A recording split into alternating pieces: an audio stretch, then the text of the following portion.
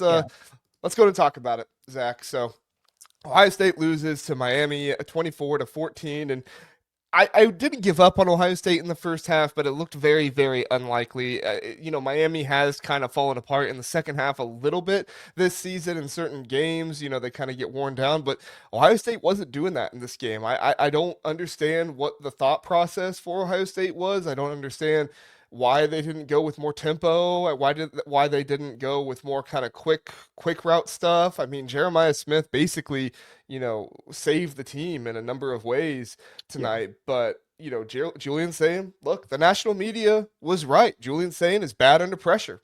Plain and simple. He cannot make a throw. He cannot make a read when there is pressure in his face. He has some escapability, but not nearly enough for this Miami team. And Miami whooped Ohio State on both sides of the line of scrimmage. Ohio State's offensive line was awful, except for a couple drives there in the second half, and their defensive line wasn't much better either. The linebackers for Ohio State were missing tackles. I mean, as soon as I saw Sonny Styles miss his first tackle of the season Yeah. early on in that first half, I said, "Yeah, they're done." This not that they're done as in the game is lost, but this defense is not going to have the day that you've come to expect. Now, they do only give Miami 24 points. It's not like Miami, throttled them or anything like that, but it was definitely a game where it didn't show it on the scoreboard, but Ohio State was out physical. Ohio State did not look like they were motivated to be there physically. I don't want to say other stuff, but physically, it looked like Miami was a whole lot more motivated to be there. I Motivation's a big thing. There is a pattern with Ryan Day, and I'm gonna get a little sports psychology here. And it's I should have said something earlier, but it was the vibe that I felt was they said all the right things, but it was like, yeah, like we know we've got to do this. We know we've got to do this. But like Arvell Reese said something like, yeah, we don't want to be here. We just want to get on to the next game. And I think I first saw that and I was like, oh yeah, they're ready to go. And I'm like, I'm not sure they understand what they're walking into.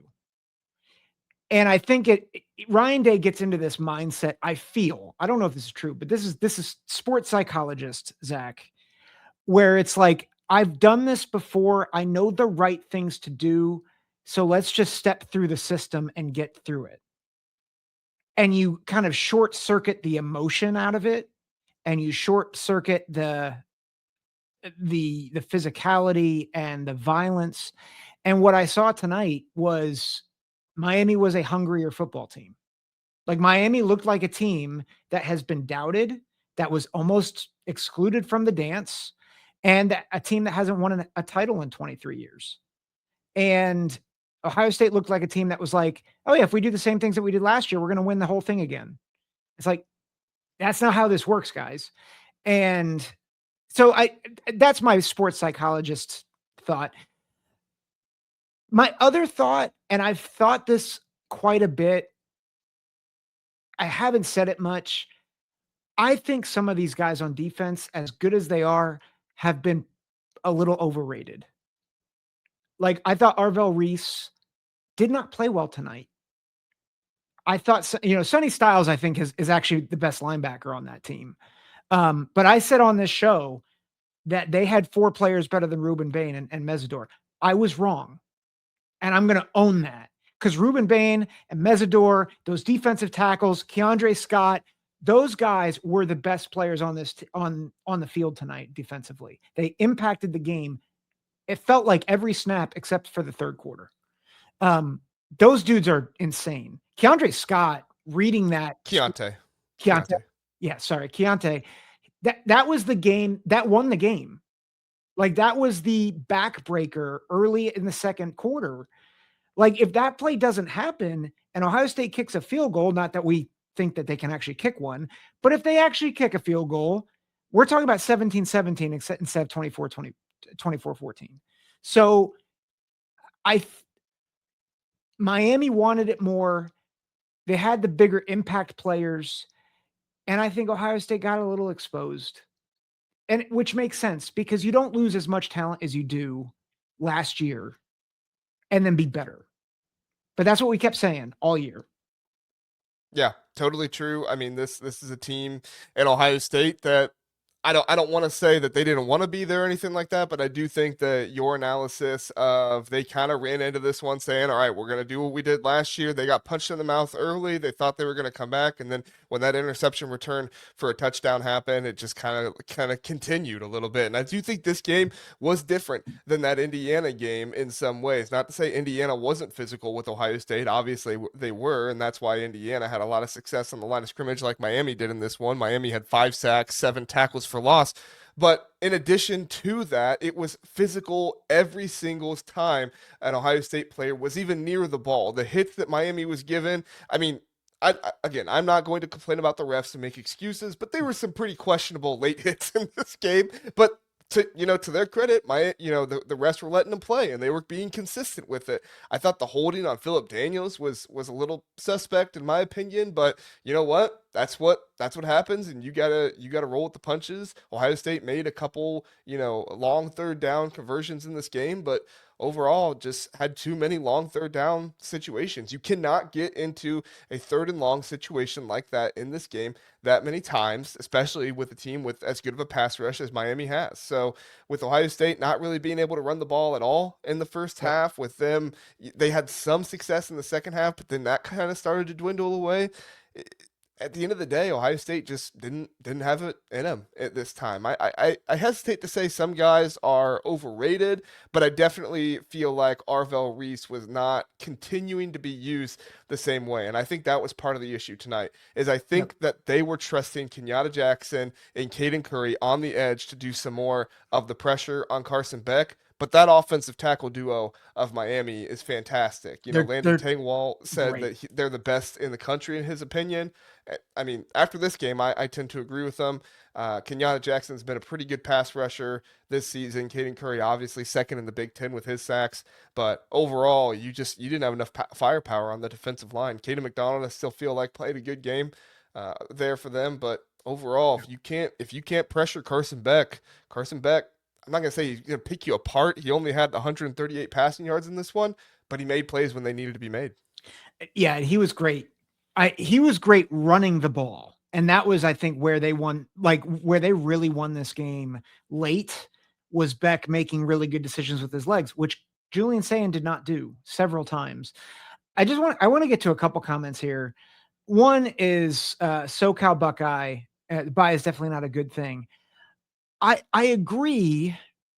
Well, can we talk about that in the second segment when it's Yes. about Yeah, yeah, we can do Oregon and that. We do Indiana? that. Yeah. I do want to call this out. Ranger, lead the way. Could you stop making? He's saying, could you stop making excuses? We're not making excuses. Ranger, I don't know what you're talking about. We Like just said that Miami. the offensive line and defensive line kicked Ohio State's butt. Like, if we're Yeah, making excuses, dude, yeah. I, I don't know I don't know what what you're talking about. it's okay for us to nitpick Ohio State while also giving Miami props. So like, let us do that. We're not making excuses. Miami won. They deserve to win. Like that is fact, and that's what we're saying. We're not going to sit here and say, well, if the refs did this or this, like, come on, man. Like, let's be real. Yeah, no, totally, totally. I mean, you got to give the credit to Miami in this one. At the end of the Yes. day, Miami came out, they played harder, they were the more physical team, and they did exactly what the national media said. A lot of Buckeye fans were upset with some of the national, talking points and stuff out there about Carson Beck's experience and everything else. But you know what? I give the national media a lot of hard time because I think that they're off base on a lot of different things when it comes to the Big Ten. They weren't off base this time. They had it exactly right. Now, a lot of them still picked Ohio State to win it because I think they thought that Ohio State would be able to overcome some of that stuff. But when you got a pick six like that by Keontae Scott, you're exactly Yep. right, Zach. Pick six, missed field goal. Listen, Ryan It's Day's over. biggest weakness as a head coach right now is that he continues to roll out Jaden Fielding. Thank the Lord that Jaden Fielding is going to be gone after this season. But you can't Yep. really say anything too much about it because Ryan Day might just put another bad kicker out there. Who knows? But that's Yeah. not an excuse because Keontae Scott was the one, like I said, that won the game for him. Excellent recognition skills on his part. Yeah. I do want to give a little bit of credit to Ohio State getting back in it because they could have rolled over. It was 14-0. It was like they looked they looked like they didn't belong in the first half. And that's the thing that I think I texted you is like, this feels like this could get 2016 Fiesta Bowl vibes, like 31-0 type of thing. And they came back, and I really thought they had a chance to come back and win this game. But again, credit to Miami because they did the things that Ohio State did not do. They were better on special teams, kicking. They were they didn't, or they did win the turnover battle. They got more pressure and they wanted it more. Totally agree. Totally agree. Where is it? Chris is in here in the chat. Chris, appreciate you being here. Said Zach and JR call it straight, plus Miami, not SEC. So SEC teams, we're good. We're good for now. Yes, we Okay. are All good. right. We are good. ACC is not our rival. Okay. SEC is our rival. Who knows? Yeah. They might become a rival after this one. We'll see. We'll see what happens. Any final thoughts in this game before we move on, Zach? It's a bummer, but good for Miami. Like really good. Like Miami, I've had some bad interactions with Miami fans, but I think it's If you're great on for the Twitter for more sport. than 20 minutes, Right. you've had multiple. Yes. Yes. But don't let this take away from the fact that Miami being good is great for college football. Well, I was just gonna say, kind of like my last takeaway here. We wanted parity. Yep. We wanted underdog stories. I think the thing is that like a lot of people think the underdog stories are going to be like G5 teams. It's not going to be them, okay? Mhm. It's going to be teams like Miami that were inconsistent, like Ohio State last year. Ohio State was a higher seed, and people, they obviously had the talent and stuff like that. So a lot of people didn't count them out. A lot of people counted Miami out. They said, "Oh, it was just a win in Texas A&M." Not. There's no excuses you can make in this one.